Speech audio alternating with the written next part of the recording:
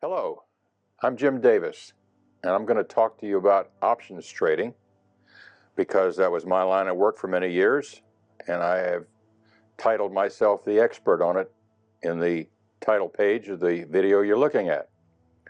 I'm doing this because I think that seniors such as myself who've had a long, successful career in the profession owe it to the younger generations coming after them to share their experiences, both good and bad, so that it can prevent you from having to walk down the same road.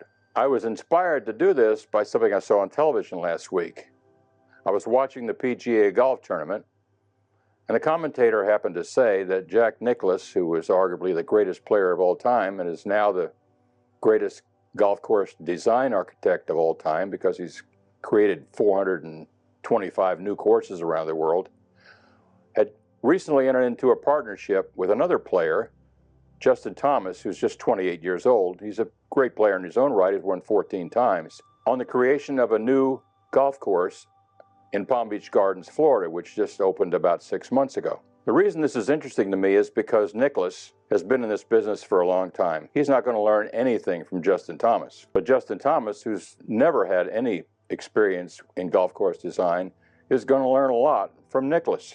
And the parallel to this is that Nicklaus himself, the first time he involved himself in a golf course design was when he was 28 years old, and the previous top golf designer at that time, Pete Dye, brought him in as a partner to teach him the ropes.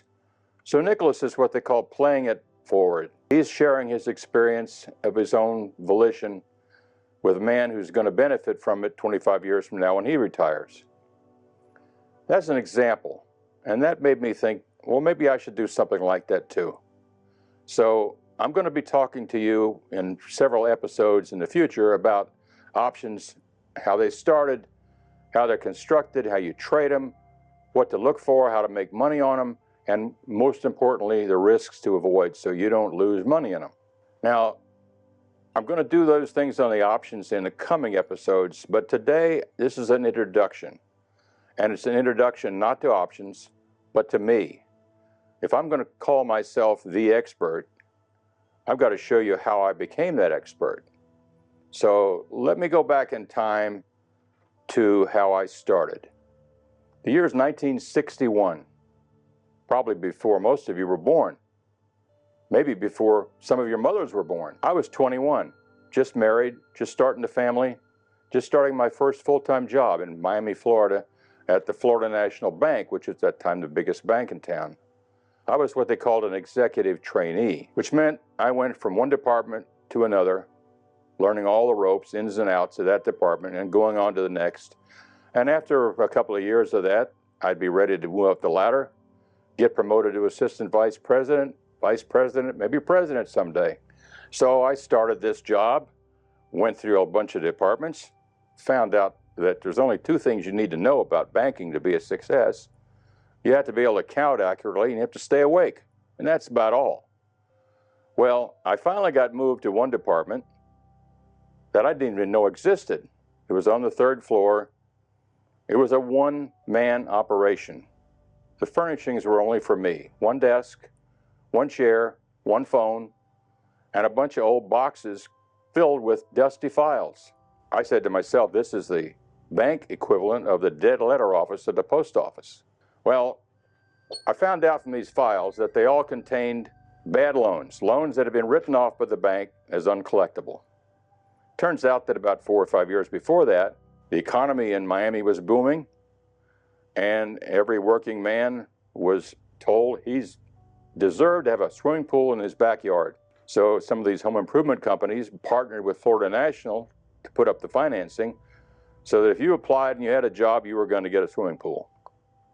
Well, the problem was the recession hit a couple of years after that. People lost their jobs, couldn't make their payments.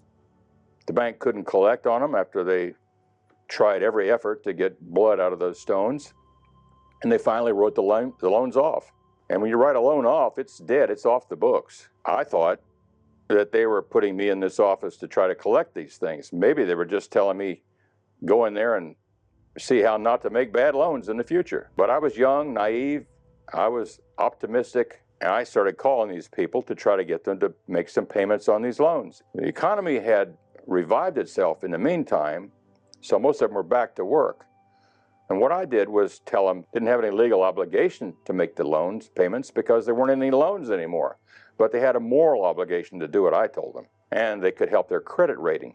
Now, at that time, credit rating isn't what it is today. There wasn't any credit bureau. There weren't any ratings at all. No FICO scores. No credit cards.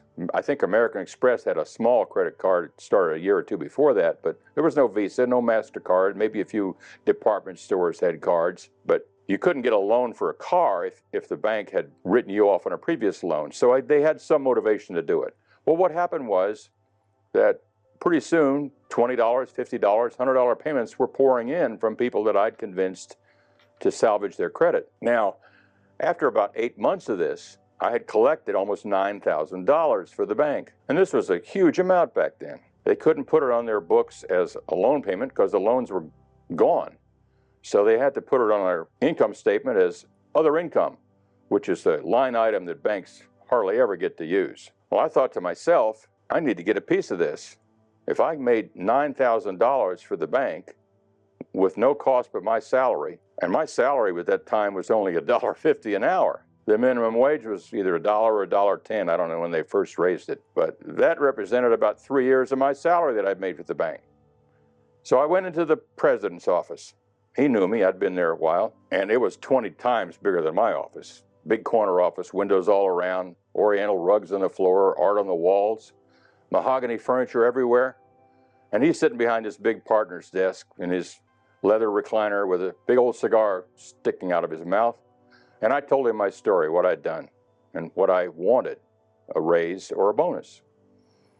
Well, I remember his name, Charlie Shoemake. And this man was in his 64th year. He was only a few months from the mandatory retirement age of 65. And he sat back and puffed on his stogie and said, well, young man, took me 40 years to get in this chair, and I'm not about to let any young whippersnapper get there any faster than I did. So you've done a good job. You just go on back, keep your nose clean, keep working. Eventually you rise up the ladder, and thanks for coming in. Well, that was my bonus. That was my raise. And I said to myself, well, not only is banking boring and slow and dull and easy, it's also cheap. And as I left Charlie Shoemake's office, I knew that my career was not in banking, so I went down to the local Merrill Lynch office where I had a small account, and I applied for a job. As to what happens next, catch the next video, and I'll tell you how I became a vice president at the age of 35, and how I was in on the options trading when it began. See you then.